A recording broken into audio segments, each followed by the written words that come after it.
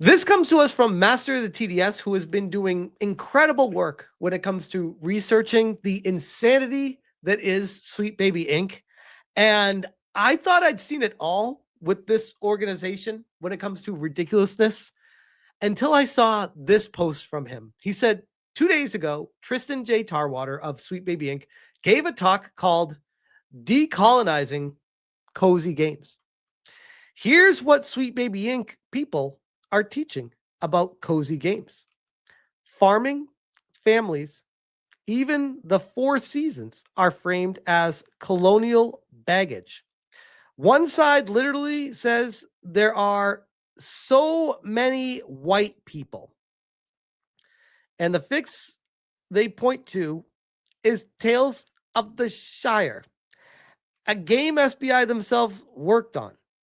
You can't make this stuff up. Now, before I even go into the slides, this once again proves the whole mantra of what Sweet Baby Inc. does. They create a problem and point to themselves as, we can fix it. Here's the problem, and here's what we work on to fix it. Don't worry about the game completely flopping and failing, by the way. The biggest slide that stuck out to me was this one. I posted, Sweet Baby Inc. Oh, the irony. Sweet Baby Inc. Go away. Colonialism in cozy games. Where? The first bullet point. So many white people. What? Now, first off, when it comes to cozy games, I don't play them these days pretty much ever. But I used to play a lot of those city building, cozy style games for years. Harvest Moon, Stardew Valley, I guess, I don't know if SimCity counts as a cozy game or not, but Animal Crossing, like stuff like that. Miitopia, those kind of things. So many games. And in pretty much every single one of them, you create your own character and make them whatever color you want to. And when you go to different cities, there's people of different colors, typically. Not always, but typically. And if a game is, I don't know, all white people, and it's in an area like, I don't know, rural America of a farm, it's probably going to be all white people. I mean, let's just be honest what we're talking about. And if you're going to be in Central Africa, it's probably going to be all black people. Like, that's welcome to the area of a game that you'd be playing. That's reality. That's what it is. I don't ever look at a game like, oh my God, there's a lot of white people in this game. That's a very strange thing to be pointing out colors. Oh, there's a lot of Asian people. If I play Shin Megami Tensei, I'm not saying, oh, there's a lot of Japanese people in this game. And the best part is they say so many white people. And then the very bottom, and they did this on purpose to try to spread it out, straight up racism. Who? The person that wrote the slide? Sweet Baby Inc. is something else, I swear. Oh, God. The decolonization and decoloniality? What? Decolonization. Often framed as an undoing of colonial influences and structures.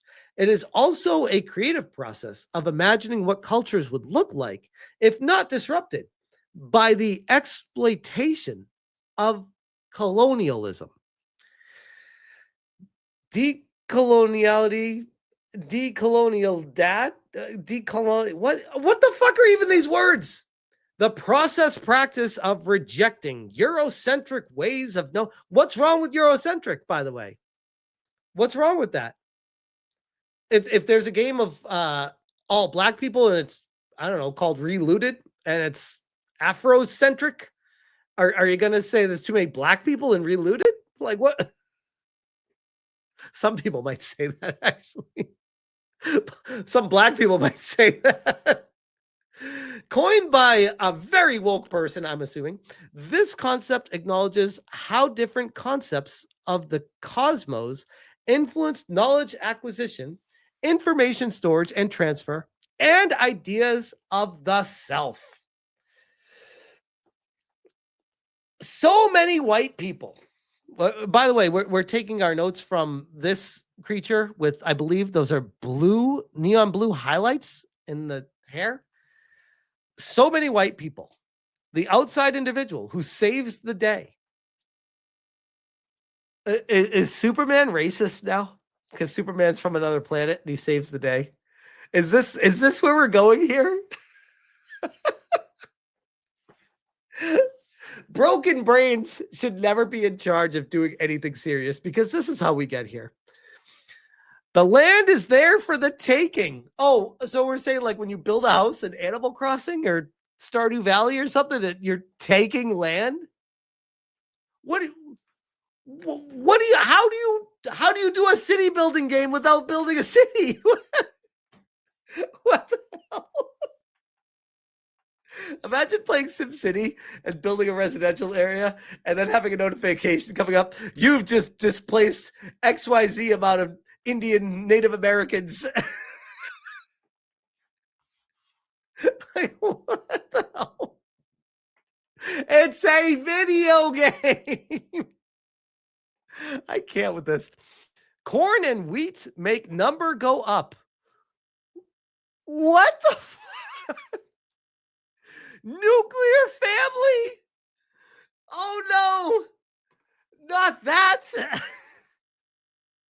A husband and wife with kids? Can't have that. What the fuck is wrong with these people? And isn't she white, by the way? White enough?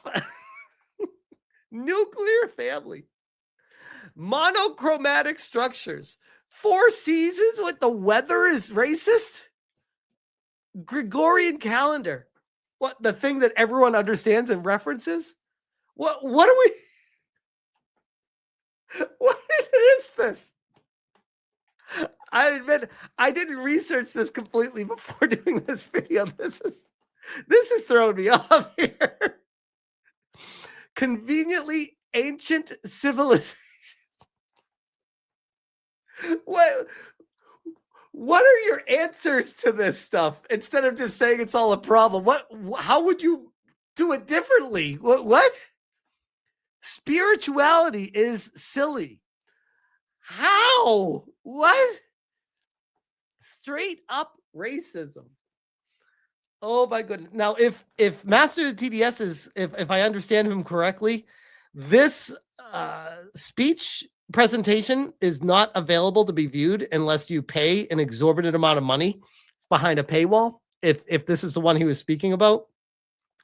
My goodness, it's almost like they don't want people to see this. They did it just for investors. How can we decolonize cozy games? We can start the process of decolonizing and practicing decoloniality by questioning ourselves and those we trust around us. Imagine, by the way, imagine living with this person and having to have conversations with them. Oh my God. Every moment would be a challenge. What does safety mean for the audience we're trying to reach? Safety? Yeah, when I play my games, I want to make sure I'm very in my safe space with it. What mechanics, rewards, cultural touchstones, and character archetypes will we implement that will resonate with them? I don't know. You're asking the questions after you just said everything else is wrong. You're supposed to be providing the answers. What is the relationship of the player character to the NPC community? And how can we handle this mechanically and narratively? How many generations of people are present at any time? Who cares? Why is it a problem if grandma and your daughter in Stardew Valley are in the house together while you're talking? Like, what does this matter? How is time measured? And how does this play out mechanically and narratively? I feel like she's trying to like sound smarter than everyone in the room. And it's just like, this is one of those, you just get laughed out of the room. It's like, you're an idiot. What the hell are you doing? This isn't one of those, you're out thinking people. You're just proving to everyone how stupid you are. Games to check out. Fields of Mystria. Salt Sea. I mean, I'm telling you, Of course, by the way, Tales of the Shire, a game that Sweet Baby Inc. worked on. This is an advertisement for themselves. Of course they're going to do that. Let's check out Tales of the Shire. 200 players right now. The game just came out like, what, a week ago? A month ago? July. Okay, so a month and a half ago or so. And it peaked at 6,700 people when it launched. And it's now at 200 people. And what are they doing right now? Running full damage control, calling everyone racist, and saying, hey, if you want to avoid being racist, play our game. This, by the way, I don't know if it ever worked, but it sure as shit worked more back when they first started doing this in the peak of wokeness with 2020, 2021, during the pandemic, when they tried to, the George Floyd stuff, trying to make people feel bad for their skin color. It used to kind of maybe resonate with some people that fall for it. Nowadays, people just laugh this shit out of the room and be like, get out of it. What? Because they know these people are so racist. MasteroftheTDS also covered this on his channel as well. So shout out to MasteroftheTDS. And yeah, coffee and chocolate games. So many white people. Straight up racist. And oh, by the way, this was another one from MasteroftheTDS who says, Sweet Baby Inc. detected. Another hidden project slipped out after Cameron Wild leaked it in the About section for himself in a talk he gave. Winterborough is a cozy woodland survival game about a mouse returning home to restore their childhood burrow. What color's the mouse? Oh man, how's the mouse feel against the rats? Is that racism in the mouse kingdom? I don't know. I can't keep up with what these people get offended by. Developed by Pine Creek Games, published by Noodle Cake, which these names, like, these are straight up like, we're going to create a studio just to grift money off the government. Noodle Cake Games. Noodle Cake Game. That's the name you came up with. That's what you got. And this is the post from Cameron Wild, and not recommended on the Sweet Baby Inc. Detected. Includes involvement with Sweet Baby Inc.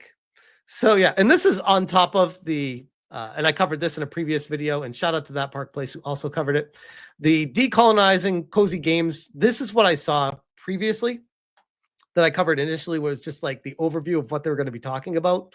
Now we know what they were talking about, and it's actually, I don't know how, worse than I could have ever imagined by a long shot. It's not even close. And Kotaku in Actions is having a field day with it over on Reddit. Sweet Baby Inc. wants to decolonize cozy games, the one original genre that appeals to their audiences, and they somehow find a way to get mad over it. There's a reason people see Sweet Baby Inc. and immediately go, I'm not buying this. And this, by the way, this is on Reddit. Reddit is against you. That's how you know you've gone too far with your wokeness. Seriously, every loser who identifies as non-binary I know in real life eat and drink Stardew Valley and games like it. These people are so consistently looking for battles that they always eventually turn on their own and eat them. Losers, honestly, and really need to go touch grass and live life instead of being swallowed up by this nonsense. And then they start to talk about Relooted, I believe. So yeah, everyone is feeling the same vibes about this. And for some reason, Sweet Baby Inc. is still around and still giving these presentations. I have no idea how that's a thing. And I'll leave it at this, because I feel like leave it on a high note or go out with a bang, maybe even literally. The Quartering said, shouting Free Palestine is functionally no different than Allahu Akbar in America. You're likely a terrorist. What's that have to do with Sweet Baby Inc.? Kyle quote tweets this and says, terrify them with the possibility of what's going to happen if they don't give you what you want. Dash Kim Belair of Sweet Baby Inc. It's not even a leap to say that these people are all in bed with the same ideology in lockstep. And my goodness, it is fucked beyond repair. But I will leave that one there.